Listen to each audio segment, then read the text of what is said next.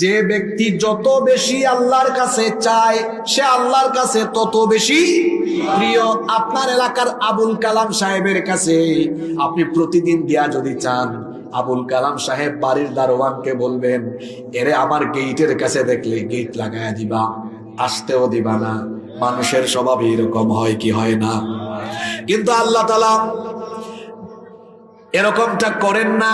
যদি কোনো বান্দা বারবার বারবার বারবার আল্লাহর কাছে চায়, আল্লাহ ওই বান্দাকে নিয়ে গর্ব করেন আর ফেরেশতাদেরকে বলেন, ফেরেশতারা তাকিয়ে দেখ আমার বান্দা কেমন খাঁটি গোলাম, গোলামের মতো বারবার সে আমার কাছে চায়।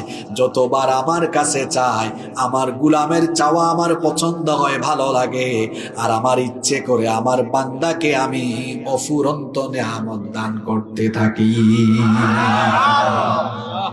দুনিয়া আখিরাতে যা দরকার সব চাইয়া ফেলেন, কি লাগবে আপনার চান চান, চাইতে থাকেন চাইতে থাকেন চাইতে থাকেন, দিবানিশি 24টা ঘন্টা চান, আল্লাহ খুশি হয়ে যাবেন। সুবহানাল্লাহ। আল্লাহর কাছে চাইলে আল্লাহ দেন কি দেন না? অসুস্থ মানুষ, আপনি খুবই অসুস্থতা, আপনার কঠিন রোগ হয়েছে, আপনি আল্লাহর কাছে চান, চিকিৎসা নেওয়ার পাশাপাশি আল্লাহর কাছে চান। আইয়ুব আলাইহিস সালাম 18 বছর পর্যন্ত অসুস্থ ছিলেন। কি মারাত্মক রোগ হয়েছিল তার, শরীর থেকে মাংস খসে পড়ার উপক্রম হয়েছে, গোটা শরীর পচে গিয়েছে। কঠিন এই দুরারোগ্য ব্যাধিতে আক্রান্ত হয়ে তিনি যাকে ডাক দিয়েছেন, যার কাছে ফরিয়াদ করেছেন, জোরে বলেন তিনি কি?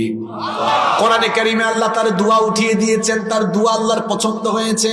তিনি বলেছিলেন, ওয়া আইয়ুবা ইয নাদা রাব্বাহু আন্নী মাসসানিয়াদ-দুররু ওয়া আনতা আরহামুর রাহিমিন। ইউনুস নবী বিপদে পড়েছেন কোথায়? মাছের পেটের ভিতরে, সাগরের তলদেশে বিরাট একটা মাছের পেটের ভিতরে চলে গেলেন। সেখানে গিয়েও তিনি বিপদে পড়ে গলার আওয়াজ বড় করে বলেন তিনি কি? ইউনুস নবীর সেই দোয়া, সেই ডাক, সে আহ্বান নভমণ্ডল ভূমণ্ডলের কেউ শুনে নাই, সাগরের কেউ শুনে নাই, কিন্তু তার ডাক যিনি শুনেছেন তিনি কে? আমাদের জাতির পিতা ইব্রাহিম আলাইহিস সালামের 86 বছর পর্যন্ত সন্তান নাই। তিনি সন্তান যার কাছে চাইলেন, দোয়া করলেন কার কাছে? তার দোয়া আল্লাহর এত ভালো লাগলো, আল্লাহ কোরআনে উঠায় দিয়েছেন। এখানে অনেক ভাইয়েরা আছেন 3 বছর 4 বছর 5 বছর 10 বছর হয়েছে, বিবাহ করেছেন, সন্তান নাই। মহিলা প্যান্ডেলেও আমার অনেক মা বোনেরা আছেন, হাজবেন্ড ওয়াইফের কোনো সমস্যা নাই, তাও সন্তান হয় না। ডাক্তারে যাচ্ছেন, ভালো কথা, যান, কিন্তু এই দোয়াগুলো আমল করবেন, দেখবেন আপনাকে যিনি সন্তান দিয়ে দিবেন তিনি কি? কি সুন্দর দোয়া এগুলো আল্লাহ আমাদের জন্য কোরআনে উঠিয়ে দিয়েছেন। খাতায় লিখে লিখে মুখস্থ করবেন। ইব্রাহিম আলাইহিস সালাম দোয়া করেছেন, রব্বি হাবলি মিনাস সালিহিন, হে আমার রব আমাকে তুমি নেককার সন্তান দান করো। সুবহানাল্লাহ। আল্লাহ তাআলা দোয়া কবুল করে বললেন, ফাবাশশারনাহু বিগুলামিন হালিম, আমি তোমাকে ধৈর্য সহিষ্ণু নেককার সন্তানের সুসংবাদ দিয়ে দিলাম। জাকারিয়া আলাইহিস সালামের স্ত্রী বন্ধা নারীর ঘরে কি সন্তান হয়? চিকিৎসা বিজ্ঞান বলে হয় না, কিন্তু আল্লাহ অসম্ভবকে সম্ভব করে দিয়েছেন। আল্লাহু আকবার।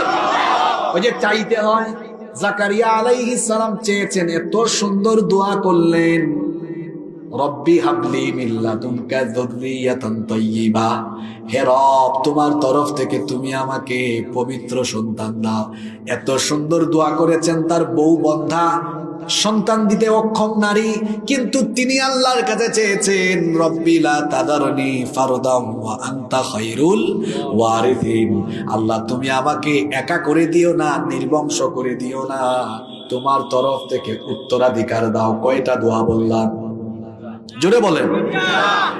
বিবাহ করার পরেও যাদের সন্তান হচ্ছে না, আল্লাহর কসম করে বলে গেলাম, এই আমলগুলো করবেন, খুব শীঘ্রই আপনারা ফলাফল পাবেন ইনশাআল্লাহ। মাজারে যাইয়েন না, মাজারে গিয়ে সন্তান চাইয়েন না, জিন্দাবা মুর্দা পীরের কাছে যাইয়েন না। সন্তান কেউ দিতে পারে না, সন্তান দিতে পারেন কে? ইয়াহাবু লিমান ইয়াশাউ ইনাসান ওয়া ইয়াহাবু লিমান ইয়াশাউ যুকুর আও ইউযাওয়িজুহুম যুকরানান ওয়া ইনাসা ওয়া ইয়াজআলু মান ইয়াশাউ আকিমা।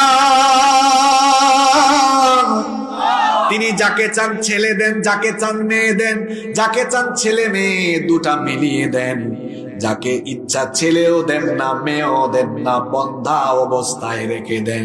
সকল ক্ষমতা কার কাছে?